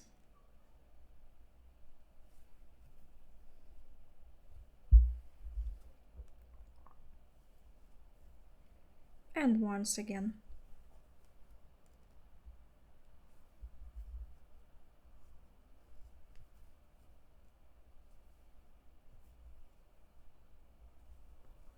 So one handle is sewn, and that's the way this seam looks. So these free ends we will all hide inside and glue if you glue them. And according to the same principle, you have to sew all the other 3 handles. Place them exactly at the same level. So here you can follow this row to see where you need to sew it. Follow the direction of the fold and sew the handle at the same tilt. And then we will have a look. So sew the second part of this handle and the next handle. So I have already sewn the handles. I'll show you the finished look. Here you see I was following the direction of the fold. Pay attention that those who will be making the smaller shopper, there you will have to place the handles slightly differently, not so close, so you'd better make them a little bit wider than too close to each other, because there you have a smaller size of the bag. It would be better to make it wider apart to keep all the proportions. And so that's how they look on a big size shopper. Smaller handles, as you see, shorter ones I mean, also look wonderful. So now we have only to make the lining and sew it into the bag. But there is one thing that I have noticed when I was making the previous bag. So when we wear the bag, this edge starts turning one way and that edge starts turning the other way. So you can add some starch, and you just add some white paper glue and use it instead of starch, it's better. So I'll just show you how I do this, how you can fix your bag so that it will not change its shape. I'll show you how we do this. We'll leave it for 5 minutes and then we will go on sewing in the lining. So to fix the shape of the bag made of raffia, I have already done this for the corners of the bag here. and it becomes a little bit stiffer. So I'll show you how to do this. I was applying the mixture from the inside. I used a white paper glue. It will not leave any traces. It becomes a little stiffer, but it will not leave any traces. You don't have to spray it on the outside. I recommend to spray it on the inside of the bag. You see, now it keeps the shape perfectly, and the corners will not turn this way or that way. I think it's very handy. So to make this, we need to take a spray bottle, any spray bottle you can find, and some white paper glue and water. Proportion is 1 part of paper glue, for example, 1 tablespoon, and 3 tablespoons of water. I used 3 spoons of glue for 9 spoons of water. This I have used for the first chopper, so I have prepared the same mixture for this one. So I put something on the surface to keep it from water and glue. As I have 2 parts that I have to glue, I'll have to put something between them so that they will not glue one to the other, will not stick one to the other, like this. So when it dries and it will be stiff, you can just take away this something that you have put inside and go on. So it's really easy. You take your mixture, open the bag like this. So, and you spray it thoroughly from the inside.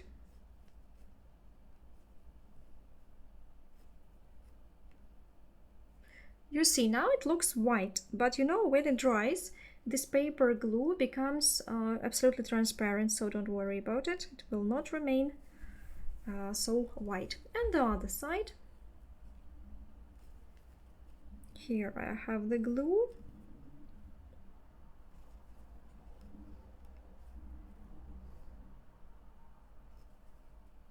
And spray the other side.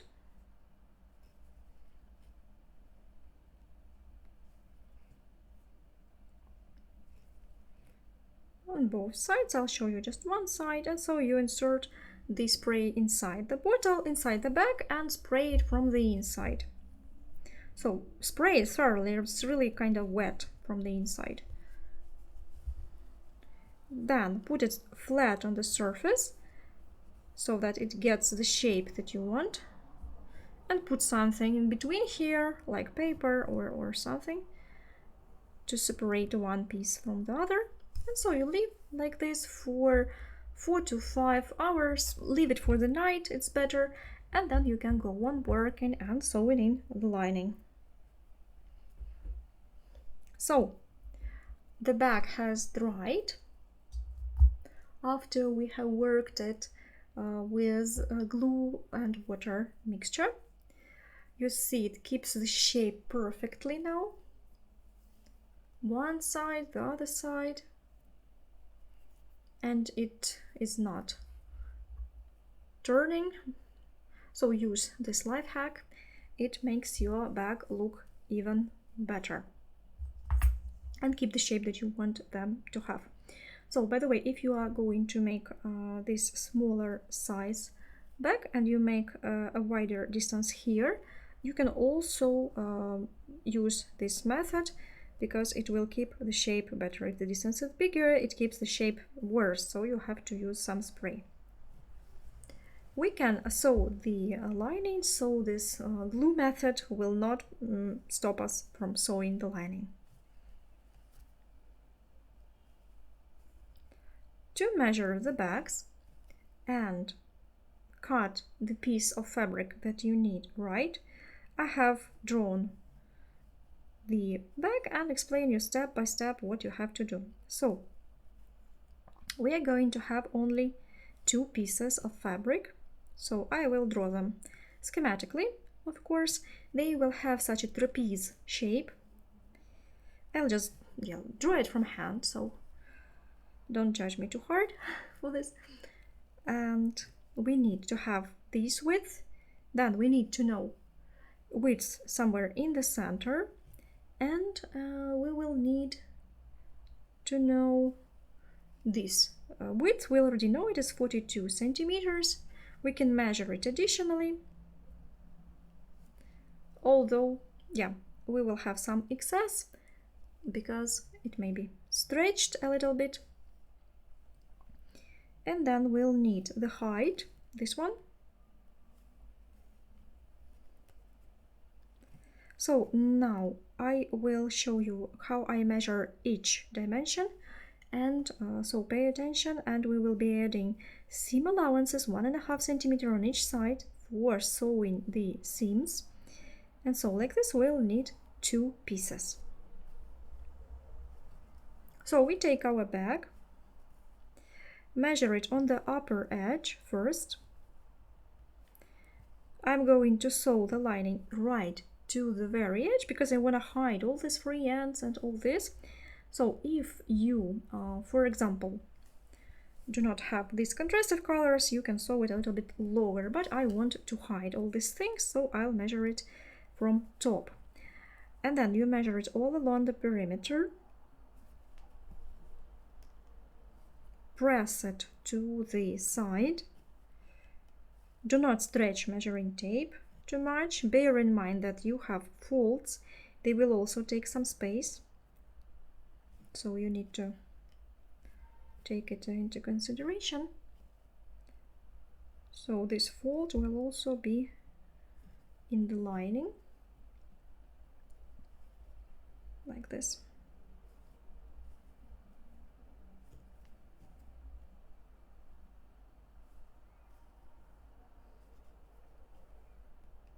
And so I get 64 centimeters. So I'll write it down, 64 centimeters. Here 64, but don't forget that we need to add seam allowances. So we add 1.5 plus 1.5, we add 3 centimeters. That will make 67 centimeters. So along this edge we will have 67 centimeters. The next measurement we need to take in the center of the trapeze shape, in the center of our bag. So here we can, for example, follow one black line, or you just measure it in the middle of the bag, somewhere in the middle. So here it's really handy to measure it as I have this line. So like this, you can measure it either from the inside, and I think it would be better, actually it would be better to measure it from the inside, of course, but then you have to open the bag so that it will stay perfectly in the same position and not shift, as it is a shopper. And I think that here you could make somewhat bigger lining, as it is a soft one, so it might stretch. When you wear the shopper, I think that we can as well measure it from the outside. This will make the size of the lining slightly bigger, and this will exactly give us the allowance that we need for stretching of the shopper. When you put something heavy in it, for example, it will be stretched, so you need to have some excess fabric. So put it on some flat surface and press the measuring tape. Measure approximately. Yeah, here we have to measure it approximately. And then I get not much less, 63, almost the same it was here on top, 64, and here it is 63. I think it's because, let me see, I think it's because these folds, they add, yeah, to the circumference, which would be smaller otherwise. No, so I will measure it again to make sure. Yeah, 63 centimeters here. So, and here we do not have much difference actually. You can take 64 and it will be plus 3, 67 as well. So actually it is the same. And actually on this side it will have a rectangular side of the lining. Now let's measure the lower part. perhaps, you know, we could even make a rectangular lining. Here we can measure the bottom in the center, bearing into the mind that it is going to be here. So I would add one more repeat on both sides in the center. So I would add one more repeat for the seam allowance on the sides. It's difficult for me to show you on the camera. So I get 48 here, 48 centimeters.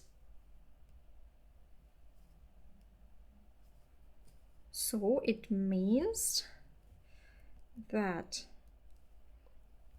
48 plus 3 is 51 centimeter. So we will actually get slightly, very slightly narrower. So it will be almost rectangular. Now we need the height. The height here we can measure, of course, from the inside. It's better to measure from the inside. From the point we are going to sew the line into the back, press it thoroughly to the sides, your measuring tape, and now I'll try to do it this way. I'll measure it inside.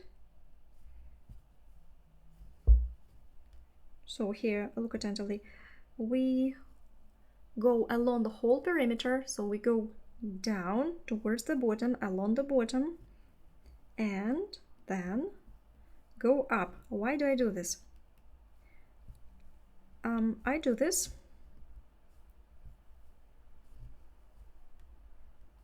and I get 87 centimeters. Yeah, 87 centimeters. I'll use 88 so that I can divide it by 2 because I need to divide it by 2. We divide it by 2 because we're going to have 2 pieces of fabric, yeah, front and back, which we will sew together. So that will be 44 on one side plus 3 centimeters for the seam allowance. That's 47. So we need to cut a piece of fabric, 2 pieces of fabric that will have this size. So here it is approximate because I am not a seamstress. I just make the simplest version of the lining, but it is the lining that any of you can do. Of course, you can make it more difficult, add some pockets or anything. So we need 2 pieces of fabric, and then I'll show you how to sew them together to get a lining.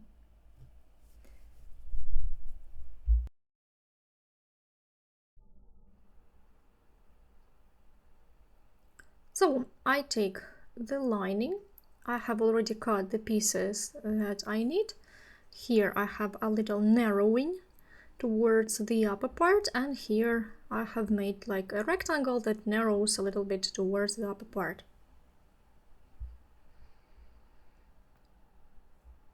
And as to the upper edge, where we have 67 centimeters, we need to fold, and we need some sewing needles, sewing pins, that is. Fold 1.5 centimeter from right side to the wrong side, so that the fold is on the wrong side, and pin it in place with sewing pins where we are going to make the seam, like this. So I always do this. For me it's easier to work when I have first pinned it in place, made sure that it is in place, and then I can make a seam really easily. So we do this on both pieces. Fold 1.5 centimeter on the right side, from the right side to the wrong side you fold it.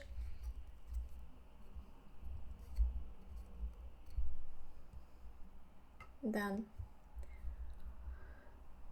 we will sew it.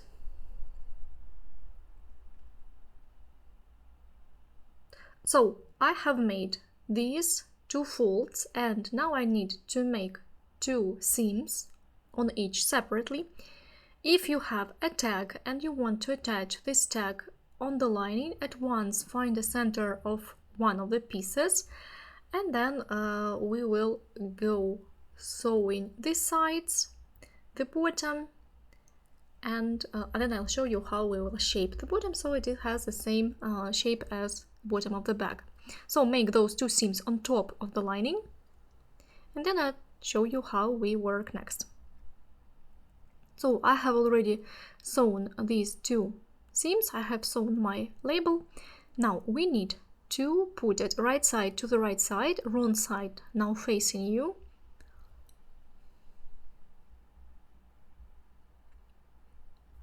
And like this, join it on both sides, and then we are going to make the seams on the sides. On one side,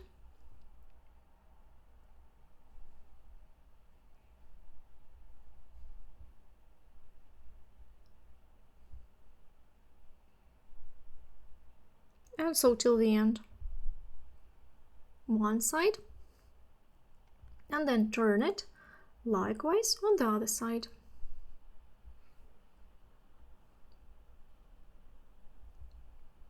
Cut all those excess threads that you see freeing. I usually do this after I have made the seam.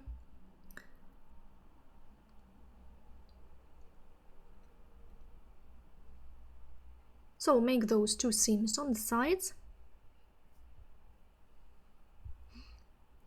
I have marked the sides. We need to make two seams here and here, and after this we'll make a seam here, so the third one will be here on the bottom. After you have made these three seams, I'll show you how to shape the bottom so that it is rectangular. So I have made all the seams now on the sides, two on the sides, one on the bottom. So now lining is almost ready, but we need to open it, find the corner and shape the bottom. For this, all the corners that we have, so we take here on the side where the side and the bottom meet, like this, and here you have these two seams matching each other, yeah, so they are at the same level. Now you fold it like this, put it somewhere flat on the surface. Then you will need to find the place where you will shape the bottom. You need to know the width of the bottom so that you can make it the same. For this, let's measure the bottom on the bag.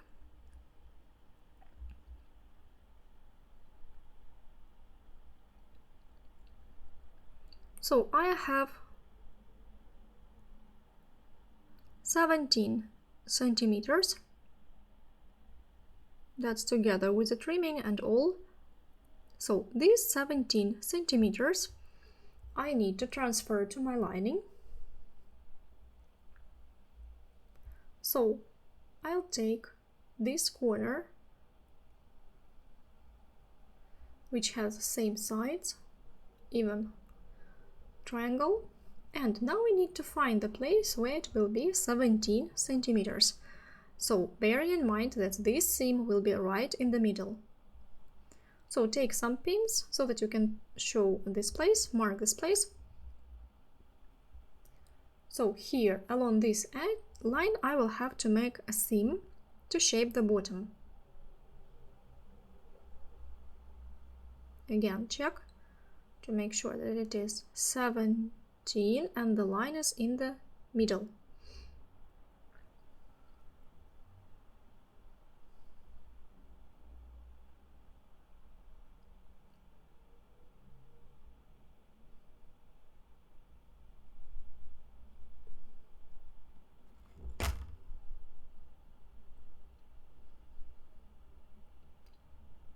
So this is going to be the one, and with the other you do the same, find the place where it will be 17 centimeters.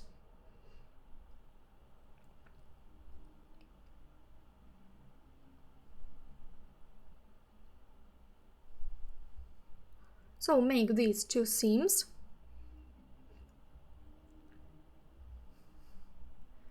And then we'll need just to sew this lining into the bag. Last stage of the bag. So my lining is ready. I have sewn the corners and thus shaped the bottom. So like this, we'll insert it into the bag.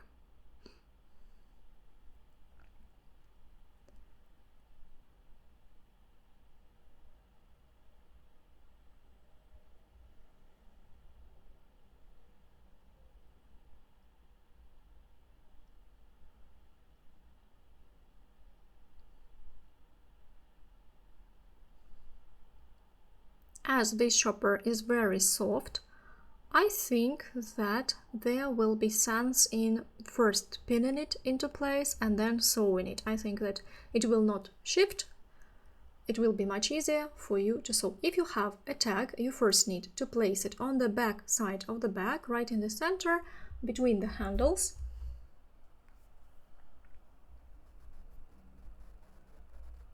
I'm going to sew it right on top.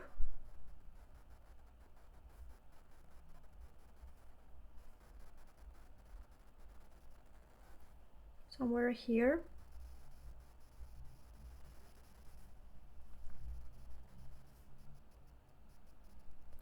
So, and pin it in place here where you want it to be.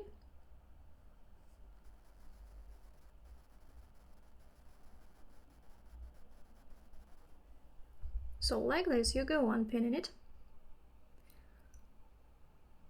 I'm not going to show the whole process on camera. I think you already understand that we have to pin it like this, along the same level, of course.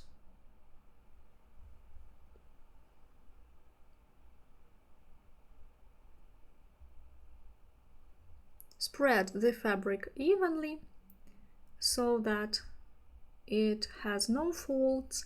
If your lining turns out to be a little bit bigger, it's not a very big problem, you just need to spread it evenly. And then we'll meet when you have pinned it all into the bag. So I have pinned it all along the perimeter, like this. And now I'll make a zoom in and show you how I sew. I usually start sewing here where the label is, because this allows me to center it in the bag. I'll show you the seam that I use. It is absolutely seamless and perfect for such sewing in the lining.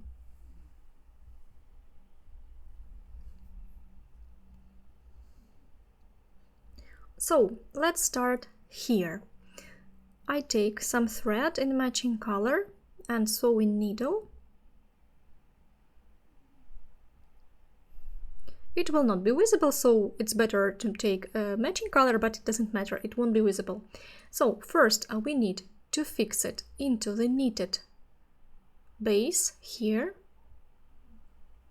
It's easy to pierce the raffia.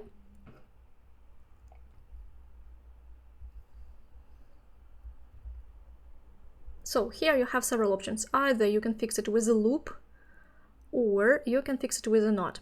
You can pierce the raffia through when you sew it, or you can just grab a little piece of raffia but not pierce it completely through. So after you have fixed the thread, now you need to insert it right into the top of this fold and move the needle horizontally like this and pierce it through. You see, we pierce it right along the edge horizontally. At the same level where we have pierced it in, we pierce it out. Yes, and now tighten slightly. Then we need to pierce the knitted fabric exactly at the same place, either grabbing a bit of raffia or piercing it through.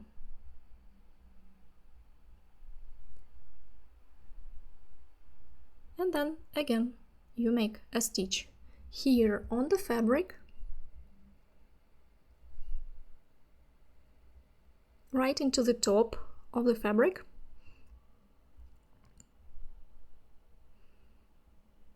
And here, actually, you can pierce it completely. Now I'll show you. You can pierce the raffia if you have a matching color.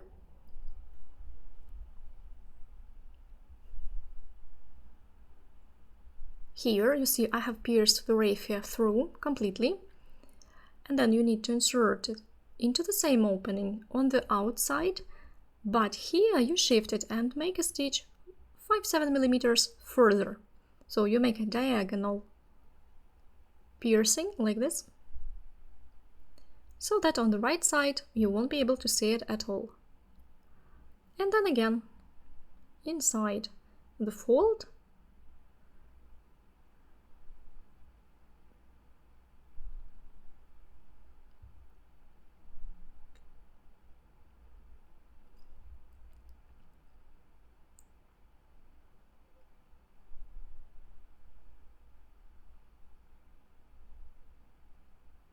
here again, return it exactly into the puncture point on the raffia and slightly further on the fabric.